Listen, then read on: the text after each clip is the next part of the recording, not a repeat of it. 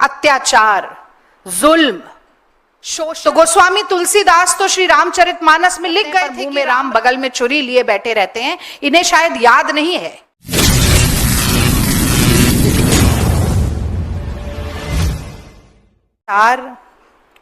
निसार तेरी गलियों के ए वतन कि जहां चली है ये रस्म कि कोई न सर उठा के चले।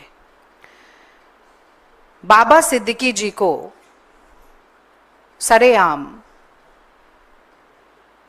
मौत के घाट उतार दिया गया, उनकी हत्या कर दी गई। और ये बात किसी बीहड़ सुनसान जगह की नहीं है, ये मुंबई महाराष्ट्र के बांद्रा इलाके की है।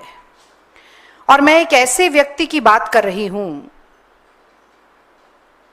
जो एक बहुचर्चित लोकप्रिय समाज सेवी तो थे ही, साथ में 3 बार के एमएलए और पूर्व मंत्री थे। मैं एक ऐसे व्यक्ति की बात कर रही हूं जो वाई लेवल की सिक्योरिटी प्रोटेक्टेड थे। मैं एक ऐसे व्यक्ति की बात कर रही हूं जिन्होंने 15 दिन पहले ही महायुति सरकार को विधिवत तरीके से सूचित किया था कि उन्हें जान से मारने की धमकियां मिल रही हैं।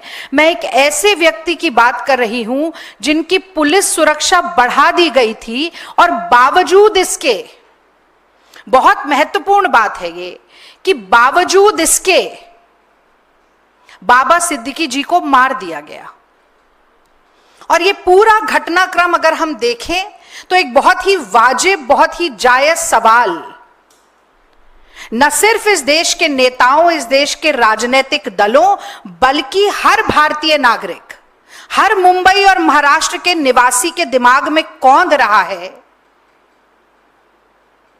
कि अगर एक वाई लेवल सिक्योरिटी प्रोटेक्टेड व्यक्ति के साथ,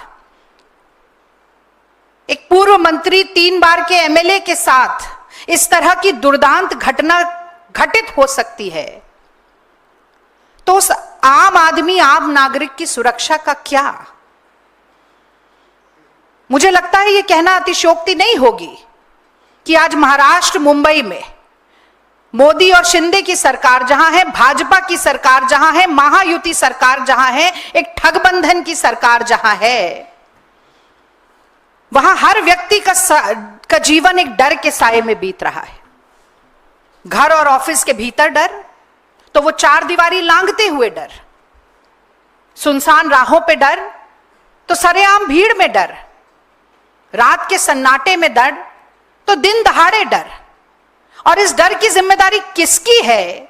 ये सवाल पूछना जनता का अधिकार है और वो चीख चीख कर पूछ भी रही है। और मैं भी पूछना चाहती कि ये डबल इंजन सरकार के नाम पर बार बार गाल बजाने वाले, दम भरने वाले, अपनी पीठ थपथपाने वाले देश के गृह मंत्री कहां सो रहे हैं? आज उन्हें क्रोनोलॉजी समझ में नहीं आ रही कि एक व्यक्ति कह रहा था कि मुझे जान से मारने की धमकी मिल रही है और उसे मार दिया गया, और आपके मुंह में दही जमा है, आपके होठ से ले एक शब्द नहीं निकल रहा। कल विजयदशमी थी, दशहरा था, और हर भारत का निवासी आस्था और संभावना का मेल करके इस बात में विश्वास रखता है कि कल का दिन बुराई पर अच्छाई की जीत का दिन था, अन्याय पर न्याय की जीत का दिन था, असत्य पर सत्य की जीत का दिन था, दुराचार पर सदाचार की जीत का दिन था, और रावण पर राम की जीत का दिन था। और इससे ठीक उलट कैसे अन्याय, अत्याचार, जुल्म, शोषण अपने पांव पसार रहा है महाराष्ट्र में और पूरे देश में, इस बात का प्रत्यक्ष प्रमाण, बहुत दुख है मुझे इस बात का कि विजयदशमी के दिन, दशहरे के दिन न सिर्फ देश ने बल्कि पूरी दुनिया ने देखा। तो गोस्वामी तुलसीदास तो श्री रामचरितमानस में लिख गए थे कि राम राज कैसा होना चाहिए। और ये जो स्वघोषित धर्म के ठेकेदार बनते हैं, जो राम राज की बात करते हैं पर मुंह में राम बगल में छुरी लिए बैठे रहते हैं, इन्हें शायद याद नहीं है।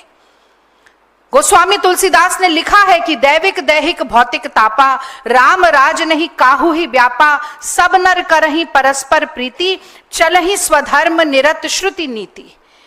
और ठीक इसका उल्टा, उलट बांसी, जो हम कहते हैं कि उल्टी गंगा बह रही है, वो हो रहा है महाराष्ट्र में।